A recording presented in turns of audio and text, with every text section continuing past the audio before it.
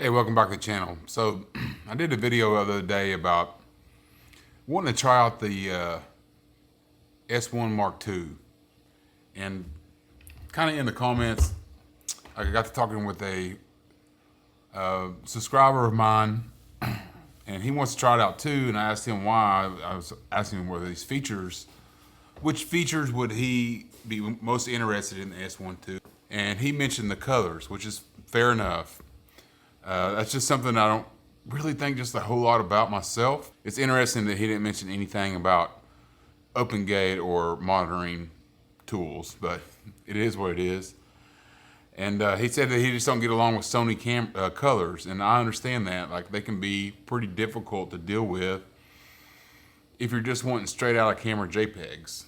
And I was like, I kind of agree with what he's saying there. Like, sometimes when you're using just standard, the straight out camera JPEGs can just be not so great. I understand that they're probably 100% accurate, but they just don't look great, So today I went out and shot about a bazillion photos, and I want to show you what I learned today. Colors are so subjective to each individual person. It's really hard for me to say you need to do this or you need to do that, because what I think looks good may not look good to the next person.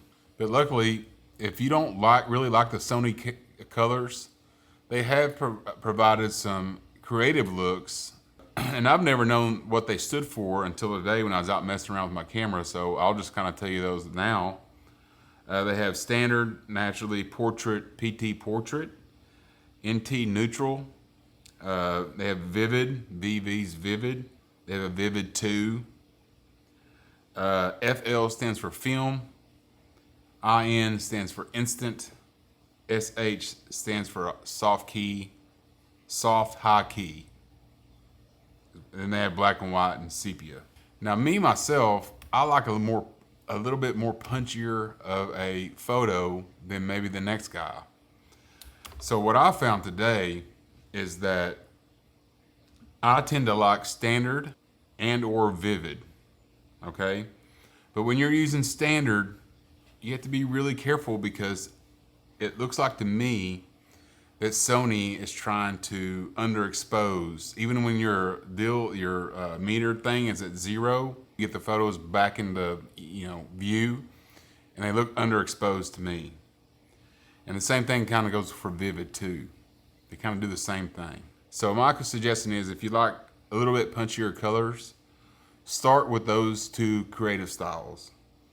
And then from there, you can go in and adjust the contrast, the highlights, the shadows, the fade, saturation, sharpness range, and clarity. So you can go in and change those to your taste. When I'm shooting in standard or vivid, and I will usually try to go on the exposure computation to +3 to +7 to get the exposure that I want. And even raising the exposure just that little bit makes a huge difference in the colors. Another thing to look for and to possibly play around with, and I noticed this today, that I haven't really played with it hardly any since I've been shooting Sony cameras forever. I've never messed with it myself.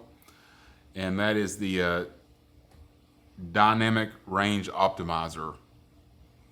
And I always just have that set to auto. So if you're not happy with the standard or vivid or that, you can start messing around with the dynamic range optimizer and move it off auto into another setting.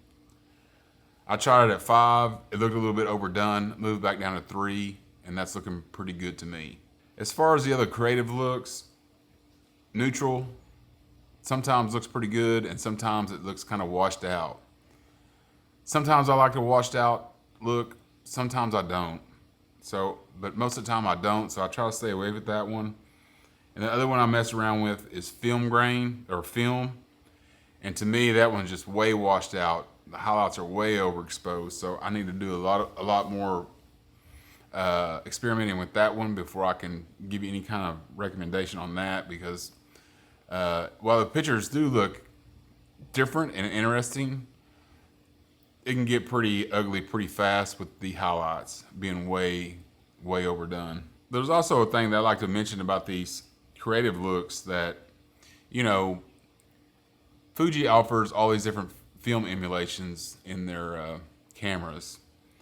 And I've noticed when I'm using those that one looks better in a certain scenario than another one looks in another scenario.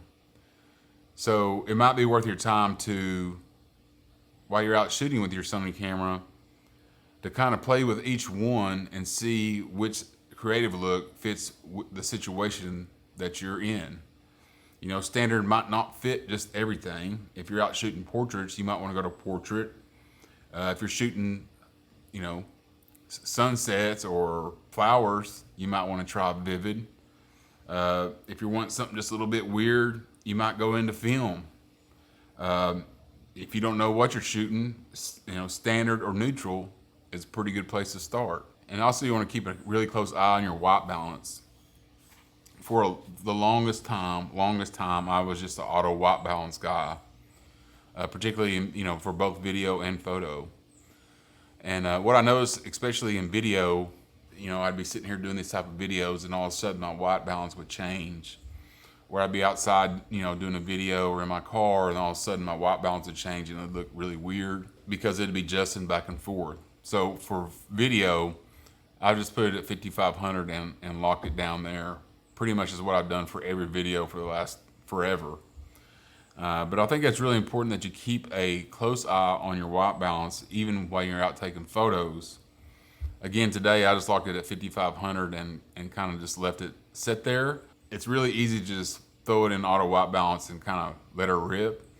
But it plays such a huge factor in what your photos will wind up looking like that it's, you know, I would highly advise keeping a close eye on that and playing around with it as the conditions change, because you may want a little cooler, you may want a little warmer, you just never know. So after a day of shooting, that's pretty much all I got, a whole lot of nothing. But my advice to you is just get out and play with each individual one until you find something you like, and then once you find something, make small adjustments until you get it dialed in to where you want it, and then everything should be fine. So hopefully this video has helped you out a little bit. Appreciate you watching.